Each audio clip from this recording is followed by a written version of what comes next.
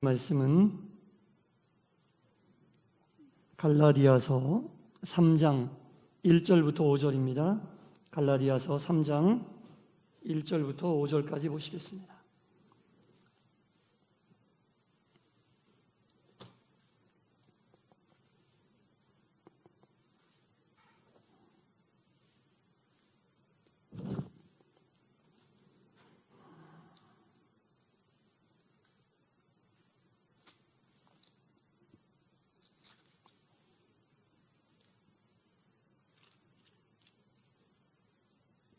한 절씩 교독하겠습니다.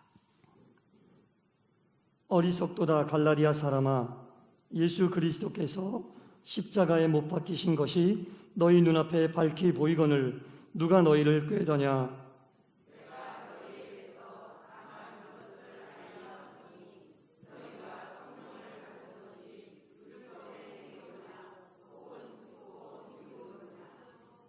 너희가 이같이 어리석으냐? 성령으로 시작하였다가 이제는 육체로 마치겠느냐?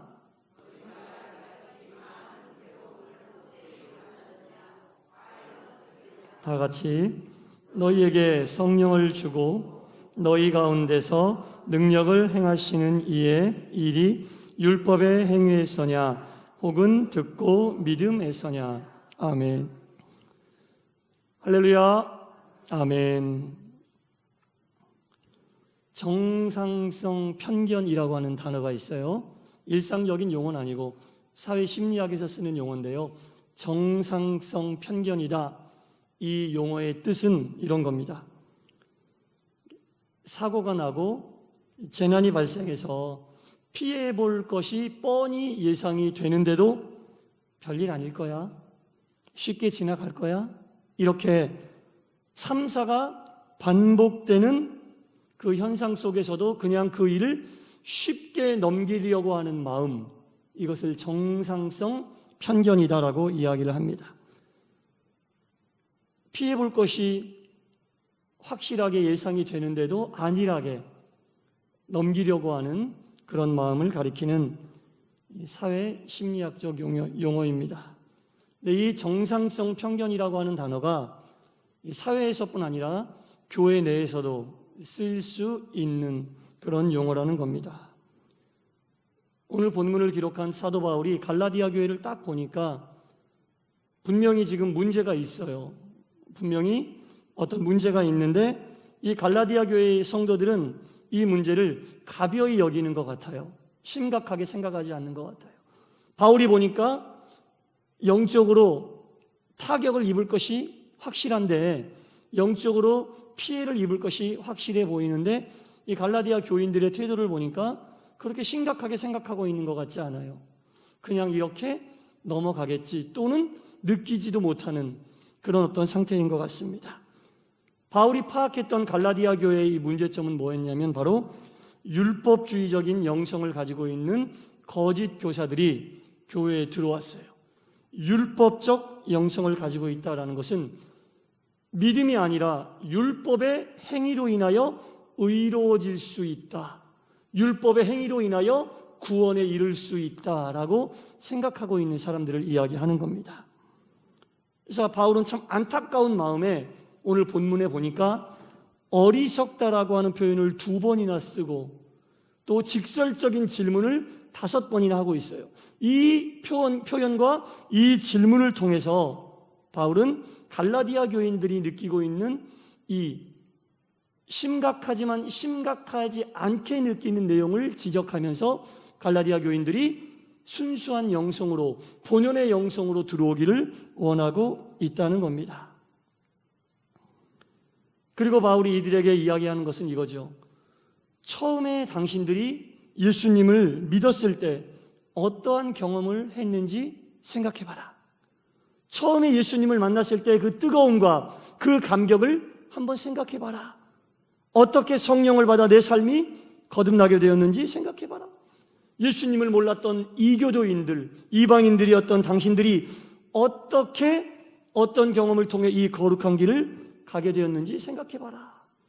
그것이 과연 율법을 잘 지켜서 그렇게 되었는지, 아니면 복음을 듣고 예수님을 믿게 되어 그렇게 되었는지 잘 생각을 해보라는 얘기죠. 그래서 우리도 마찬가지죠. 우리가 지금 이 자리에 앉아서 신앙의 길, 믿음의 길, 주의 직분 맡은 직분자로서의 사명을 감당하는 것이 우리가 무언가 주님이 하라고 하는 것을 잘해서, 무언가 우리에게 요청하는 그 미션, 그 임무를 잘해서 우리가 지금 이 신앙의 길을 가고 있는 건지, 아직도 부족하고 연약하기 한이 없지만 주님을 믿는 그 믿음 하나를 어여삐 여기셔서 그 믿는 믿음으로 우리가 이 자리에 나와 앉아있고 신앙의 길을 가고 있는 건지 잘 생각을 해봐라. 그렇게 바울이 지금 권면하고 있는 겁니다. 이 신앙생활을 하면서요, 여러분, 복음의 체험, 복음이라는 것은 우리를 구원해 주시는 생명의 말씀 아니겠습니까? 생명의 말씀에 대한 체험과 확신이 없이 신앙의 길을 걸어가는 것처럼 안타까운 일은 없다는 겁니다. 말씀이 내 삶 속에 살아 움직이며 역사하고 있고 하나님의 말씀이 나를 이끌고 있다라는 이 체험, 복음의 체험 없이 신앙의 길을 걸어가고 있다는 것은 참으로 너무나 안타까운 일이죠. 그래서 늘 우리가 말씀 가운데 거하기를 사모해야 되고 하나님께 간절히 기도하면서 내가 신앙의 길을 가고 있으면서 살아있다, 말씀 가운데, 복음 가운데 기도를 통해 주님과 교제하며 살아있다라는 것을 느끼고 체험하는 것이 너무너무나 중요하다는 거예요. 너무너무나 중요한 얘기입니다, 여러분. 우리가 신앙의 길을 가면서 살아있는 영혼으로 복음의 체험을 하고 그 길을 가는 것과 그렇지 않은 것은 큰 차이가 있다는 겁니다. 시간이 지난다고 저절로 우리의 신앙이 자라는 것은 아닙니다. 1년이 되고 2년이 되고 더 이상의 시간이 지난다고 해도 저절로 신앙이 성장하는 것은 아니란 얘기죠. 복음의 진리를 체험하고 복음의 진리대로 살려고 노력하는 정말로 몸부림치는 그런 모습과 자세가 있어야만 그 속에서 신앙이 성장하게 되고 그 속에서 복음을 체험하게 되는 놀라운 역사가 나타나게 된다는 겁니다. 복음의 체험은 너무나 중요한 거예요. 말씀이 내 속에서 살아 움직이고 있고 하나님이 주시는 말씀 붙잡고 사는 삶이 어떠한 것인지 체험하고 사는 것은 너무너무나 중요하다는 거죠. 어리석도다 갈라디아 사람들아 라고 오늘 본문을 시작하고 있는 이유는 이것을 갈라디아 사람들이, 갈라디아 교회 교인들이 잃어버리고 있으니 참으로 어리석다. 어리석도다 갈라디아 사람들아, 왜 한눈을 팔고 있느냐라고 이야기하는 거예요. 왜 한눈을 팔고 있느냐? 우리 자신과 우리의 가정과 그리고 우리의 교회를 넘어뜨리려고 하고 미혹하고 유혹하는 영들이 계속 우리 주변에 있는데 왜 영적인 긴장감을 늦추고 있느냐? 왜 복음에서 벗어나려고 하느냐? 왜 신앙의 끈을 느슨하게 붙잡고 있느냐? 영적인 상태를 늘 점검하고 늘 체크해야 된다는 얘기입니다. 신앙의 길에 들어오는 것은 너무나 중요한 일입니다. 들어온 이상 우리의 신앙의 상태가 어떤지 늘 확인하고 체크해야 된다는 겁니다. 확인하고 체크해야 되는 거예요. 그래야지 우리가 신앙의 길에 들어온 우리를 미혹하고 유혹하는 것들로부터 온전히 바로 설 수 있게 된다는 겁니다. 3절에서 또한 바울은 한 번 더 이야기하는 거죠. 너희가 이같이 어리석으냐? 무엇이 어리석다는 얘기예요. 그 다음에 성령으로 시작하였다가 이제는 육체로 마치겠느냐?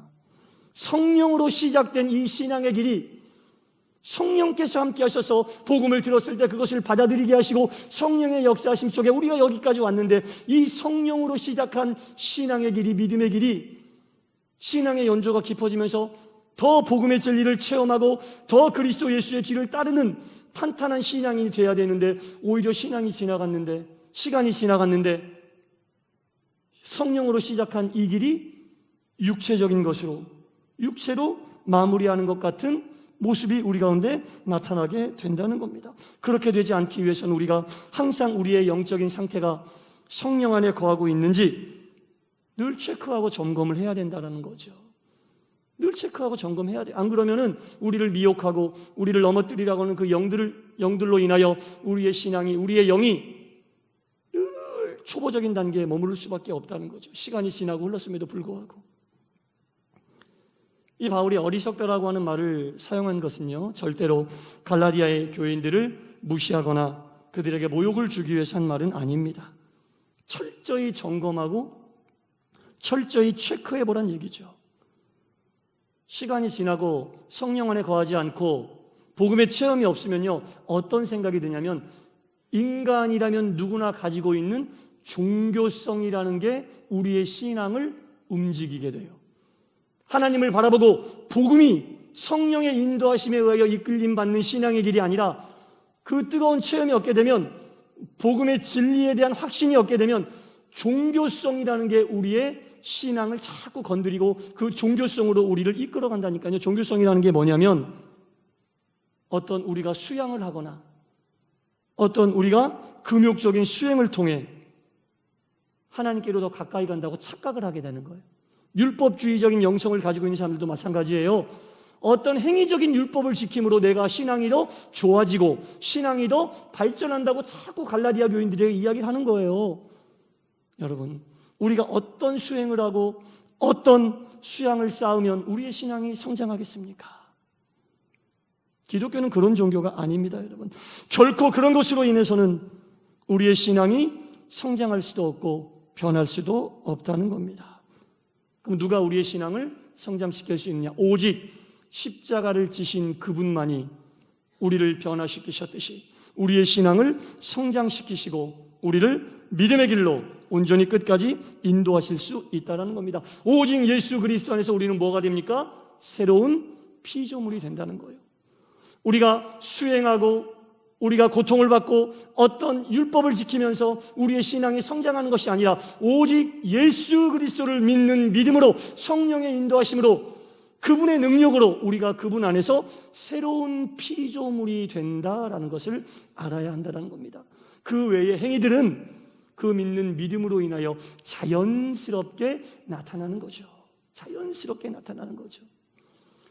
그러니까 우리가 이런 것들을 깨닫지 못하면 인간들의 보편적인 종교성에 의하여 보편적으로 가지고 있는 종교성이 우리의 신앙을 이끌어가는 거예요.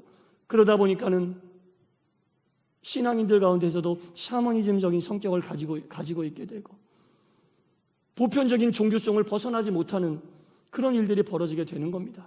기독교는 절대로 그런 종교가 아닙니다.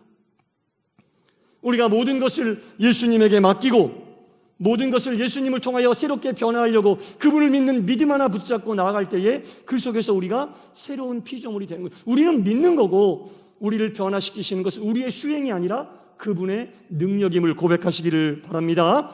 그분의 능력을 고백해야 되는, 그분의 능력을 고백해야 되는 거예요. 우리의 수행과 우리의 노력으로 우리가 변화될 수 있는 게 아니라는 거죠. 왜 교도소에 계신 분들이 예수님을 만나고 영접하게 되면 단시간 내에 빨리 진실한 신앙의 길로 그분들이 돌아오는지 아세요? 그분들은 더 이상 세상의 것들로 인하여 어떤 종교심에 의하여 기대고 의지할 것들이 없는 분들이에요. 그분들은 오직 예수님의 복음을 받아들이면 예수님 한 분에게 집중할 수밖에 없는 그런 상황에서 처해 있기 때문에 그분들이 짧은 시간 안에 진실한 신앙을 갖게 되고 짧은 시간 안에 그들이 마음속으로 예수님을 영접할 수 있게 된다는 겁니다.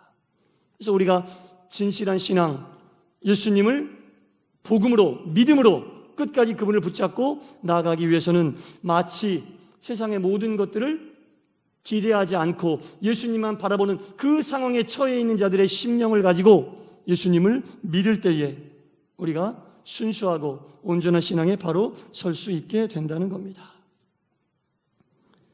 우리가 결코 잊지 말아야 할 것은 예수님께서 우리에게 베풀어 주신 십자가의 은혜를 잊지 말아야 합니다. 그 십자가의 은혜를 잊지 않을 때, 그분의 그 십자가의 은혜로 인하여 오늘 내가 이 자리에 서 있다는 것을 알 때, 기억할 때 우리는 예수님에게 집중하고 예수님에게 몰입할 수 있게 된다는 겁니다.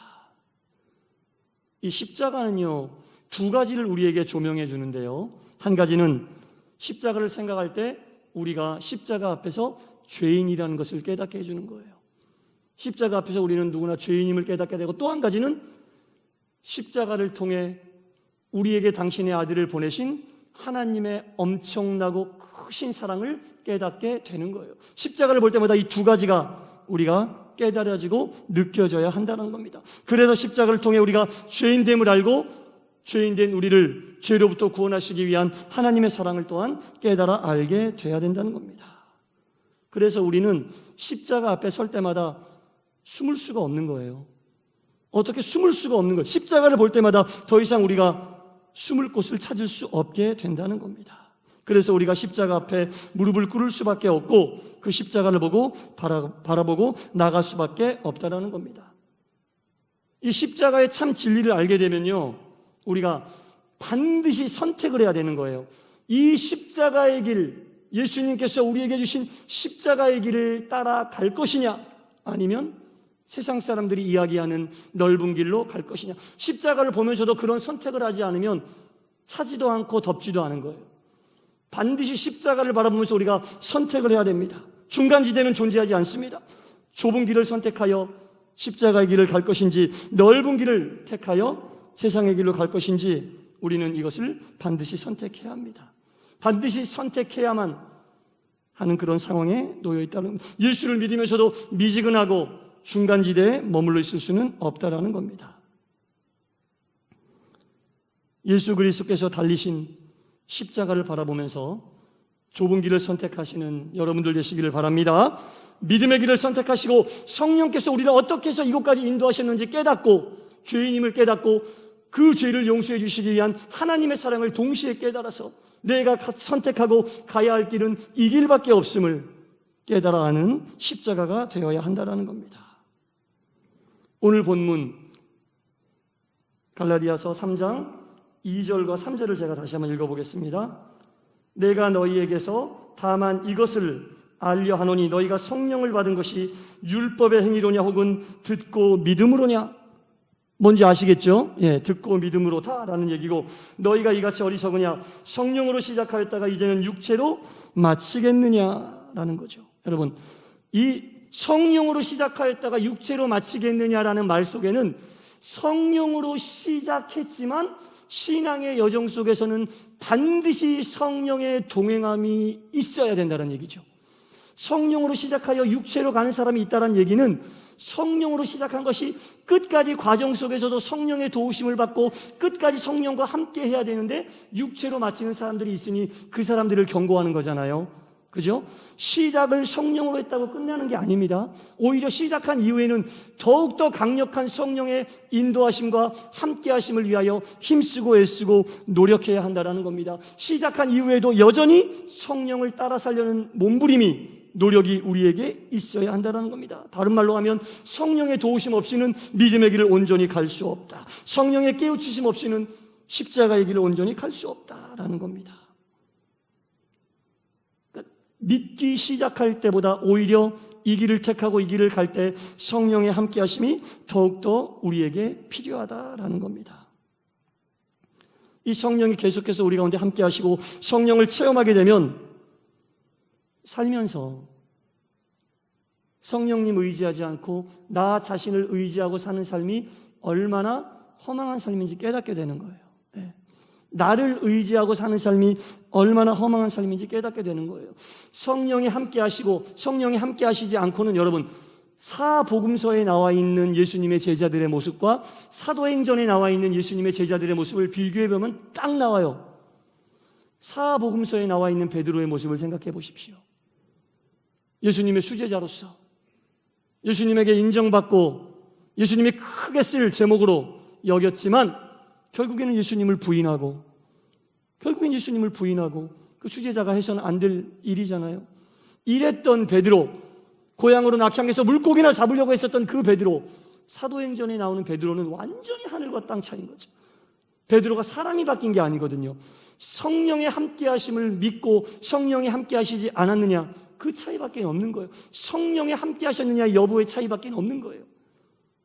성령의 인도하심을 받는 믿음의 길을 가는 사람들은 이런 차이를 보이게 되는 거예요.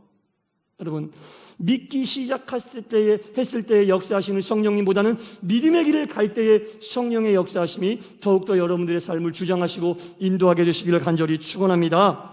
우리가 신앙생활 하지 않을 때보다 신앙생활을 하게 되면요, 영적으로 깨닫고 각성해야 될 일이 너무나 많아지는 거예요. 옛날에는 그냥 넘어갈 일들이 모든 것을 영적으로 각성하게 되고 영적으로 바라보게 되니까 모든 것이 성령의 도우심 없이는 온전히 풀릴 일들이 아니게 되는 거예요. 믿음이 없으면 그냥 넘길 일이에요. 아무것도 아니에요. 하지만 믿음의 눈으로, 신앙의 눈으로 바라보면 모든 것이 영적으로 풀어야 될 문제가 된다는 겁니다. 우리 각자가 가지고 있는 어떤 정신적, 도덕적 경험과 물질과 모든 다른 것들로 인하여 녹록하게 살아갈 세상이 아니라는 거죠. 특별히 영의 길을 가고 있는 우리들에게는 더욱더 그런 세상이라는 겁니다. 이런 세상을 우리가 영으로 승리하며 살려면 새 힘이 필요한데, 그 새 힘이 바로 성령께서 주시는 성령의 파워, 영적인 파워가 필요하다는 얘기죠. 오직 성령님을 통해서만 얻을 수 있는, 바람처럼 우리 가운데 움직이고 우리를 인도하시고 역사하시는 그 성령님의 이끄심과 인도하심이 여러분 각자와 여러분들의 가정과 여러분들의 직장과 사업장과 우리 동산교회 위에 온전히 임할 때, 성령의 인도하심 속에 성령이 바람처럼 우리를 인도하실 때에 그 성령을 따라갈 수 있는 믿음이 우리 가운데 필요하다는 겁니다. 여러분, 성령님 따라 사는 삶이 가장 복된 삶인 줄 믿습니다. 가장 안전한 삶인 줄 믿습니다. 우리가 우리의 마음을 마음대로 할 수 있어요? 내가 내일부터 저 사람 좋아해야지 한다고 좋아집니까?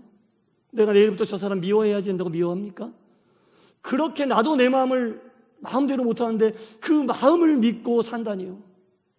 그잖아요. 나도 내 마음대로 내 마음을 움직일 수 없는데 그 마음을 믿고 산다니. 어떤 것이 딱 생각이 나면 그 생각 하기 싫어도 그게 멈춰지던가요? 그렇게 약한 게 우리 인간인데 그 생각을 믿고 내 인생을 거기에 걸다니요. 성령이 함께하고 계심을 깨닫게 되면 이런 인간이 인간을 의지하고 산다는 것이 얼마나 어리석은 것인가를 깨닫게 된다는 겁니다. 오늘 본문 4절에 보니까요, 여러분, 너희가 이같이 많은 괴로움을 헛되이 받았느냐라고 나와 있어요. 과연 헛되냐 그 말이거든요. 무슨 말이냐면 예수를 믿지 않고 있다가 예수를 믿었어요. 성령님이 함께 하셨는데 여태까지 온 여러분들의 신앙의 여정 속에서 신앙을 지키려고 겪었던 어려운 일들이 과연 헛된 일이냐 그거죠.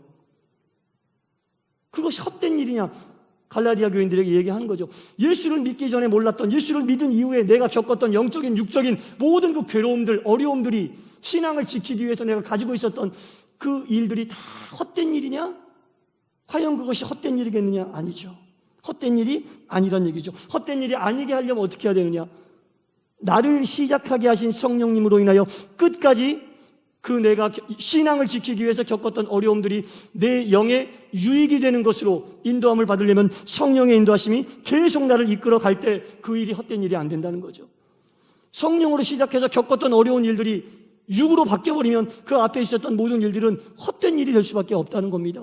신앙을 지키려고 할 때 내가 겪었던 어려움들이 참으로 귀한 일이 되고 내 신앙의 밑거름이 되는 간증거리가 될 수 있다는 얘기죠.